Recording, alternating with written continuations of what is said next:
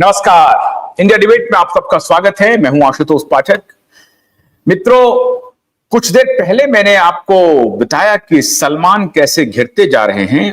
अब हमारे साथ एडवोकेट नीलेश ओझा जी जुड़ रहे हैं और एक बहुत बड़ी खबर आज हम आप लोगों से शेयर करने वाले हैं। दोनों लोग जो बातचीत कर रहे हैं, एडवोकेट नीलेश ओझा ने एक पत्र लिखा है भारत के गृह मंत्री को। पत्र किस बारे में है, क्या चाहते हैं एडवोकेट नीलेश ओझा और कितनी बड़ी बात उन्होंने पत्र में लिखा है, ये सब जानने के लिए और 18 जून की तैयारी क्या हो रही है, इस सब पर बात करने के लिए हमारे साथ जुड़ रहे हैं नीलेश जी। बहुत बहुत स्वागत है नीलेश ओझा जी आपका। दर्शक देखना चाह रहे हैं, एक तो आपके पत्र के बारे में दर्शक जानना चाह रहे हैं नीलेश जी कि आपने क्या पत्र लिखा है होम मिनिस्टर को।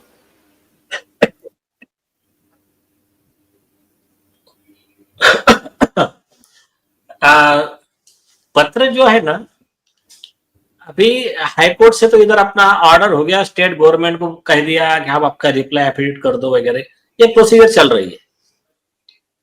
लेकिन ये केस ना सिर्फ जो हमारे पास अवेलेबल मटेरियल्स है, चाहे वो वीडियो हो, स्टिंग ऑपरेशन हो या जो भी मटेरियल है, डॉक्यूमेंट्री, उसमें ये क्लियर है कि पहली चीज, दिशा और सुशांत की मौत एक दूसरे से क्लियर जुड़ी है।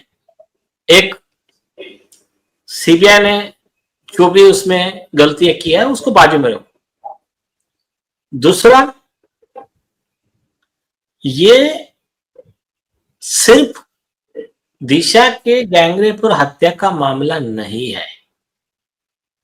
ये जो मर्डर है उसके पीछे जो है वो ड्रग्स का, चाइल्ड ट्रैफिकिंग का और कई जो सीरियस ऑफेंसेस है उसका एक बहुत बड़ा रैकेट है, जिसकी जड़ें इंडिया में, देश के बाहर बहुत दूर तक फैली हुई है।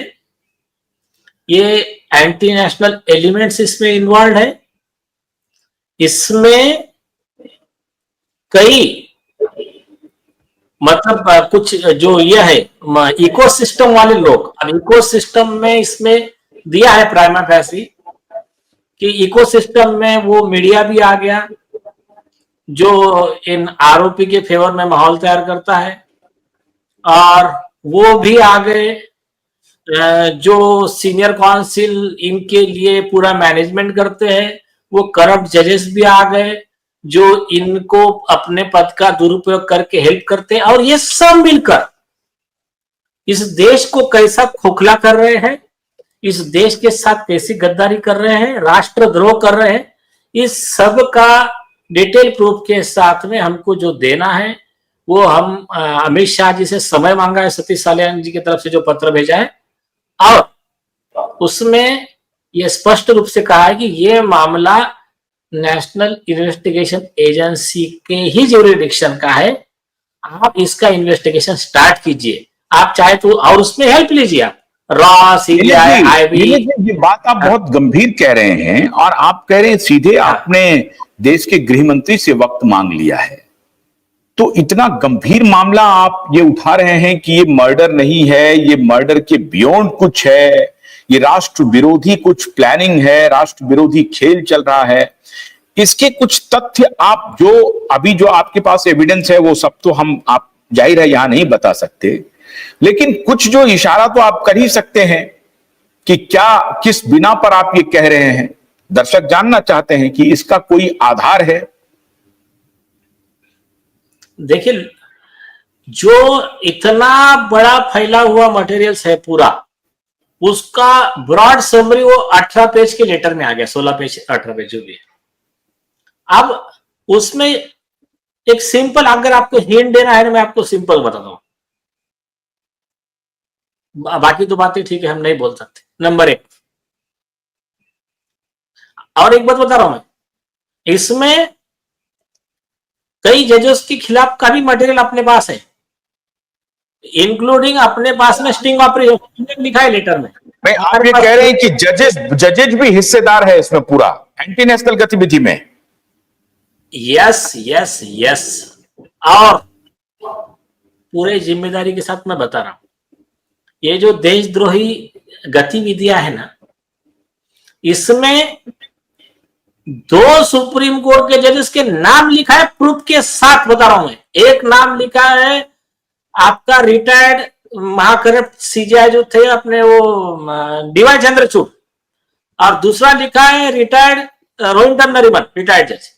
इनके नाम लिखे हैं, बाकी लोगों के नाम लेटर में नहीं लिखे हैं। हमारे नहीं, पास लेकिन नीलेश जी ये जो डीवाई चंद्रचूड़ के बारे में आप कह रहे हैं, ही इज ए वर्दी सन ऑफ वर्दी फादर।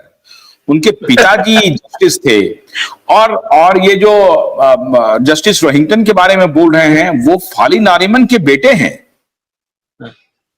अब इनके ऊपर आप ये आरोप लगा रहे हैं तो कौन स्वीकार करेगा? इतने डेकोरेटेड जज रहे हैं ये, हार्वर्ड और वहां से ये लोग पढ़ के आए हैं, तो ये कैसे आप इसको कोरोबरेट करेंगे कि आप कह रहे हैं कि महान करप्ट है? कैसे करेंगे? अभी उनको पूरा हर जगह वो लेक्चर दा रहे हैं, अलग अलग मीडिया समूह में जाकर के लेक्चर दे रहे हैं कि कैसे होना चाहिए जुडिशरी को। आप कह रहे हैं महान करप्ट? नहीं, बराबर है, आपका बराबर है। ऐसे इतने पवित्र लोगों के खिलाफ में आरोप लगाना नहीं चाहिए, तो कम से कम ये जो जितने ऑनेस्ट और पवित्र लोग हैं वो हमारे खिलाफ डिफामेशन का केस डाले ना यार। मैं आपको बार बार कह रहा हूँ, वो हमारे खिलाफ केस डाले, फिर हम इनको बताते हैं लॉ क्या है, तो प्रूफ्स क्या है हम बताते हैं ना। अभी हम इतने दिन से कह रहे हैं। बहुत अच्छी बात आपने कह दी नीलेश जी। अभी जो एंटी नेशनल में, तो अभी हम डिनो मौर्य, सूरज पंचोली, रिया चक्रवर्ती, इन सब पर तो बाद में आएंगे, लेकिन आपने पेंडोरा बॉक्स का जो सबसे इंपॉर्टेंट सेक्टर है उसी को खोल दिया आपने। आप कह रहे हैं कि जस्टिस चंद्रचूड़ और जस्टिस नरीमन ये दोनों महाकरप्ट हैं और एंटी नेशनल हैं। हाँ। इसके क्या आधार हैं?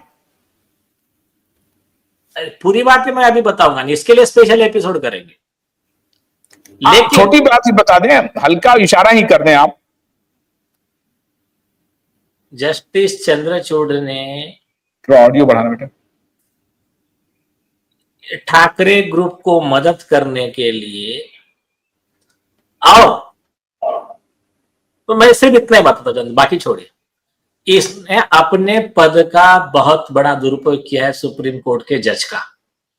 एक आपको तो एक सिंपल केस बताता हूं मैं। इनका बेटा जो रिया चक्रवर्ती का वकील था, उसने एक हाईकोर्ट के एक मैटर में एक आरोपी के ग्रुप को रिप्रेजेंट कर रहा था, एक ग्रुप को। उसमें उस केस में अपोजिट पार्टी को जो अलग 8-10 काउंसिल थे, उसमें से वन ऑफ द काउंसिल मैं भी था। उसमें खुद बेटा वहां पर अपीयर है नीचे के कोर्ट में। वो मैटर का एक अर्जी लगाते हैं सुप्रीम कोर्ट में, और वो मैटर तुरंत में सुनता कौन है? यही चंद्रचूड़, आपका महा ईमानदार। और उस मैटर में वो ऑर्डर करते हैं। मैटर किसका? स्टेट का केस है, 700 करोड़ रुपए वाला बैंक के फ्रॉड का केस है। उस मैटर में स्टेट का वकील प्रेजेंट नहीं,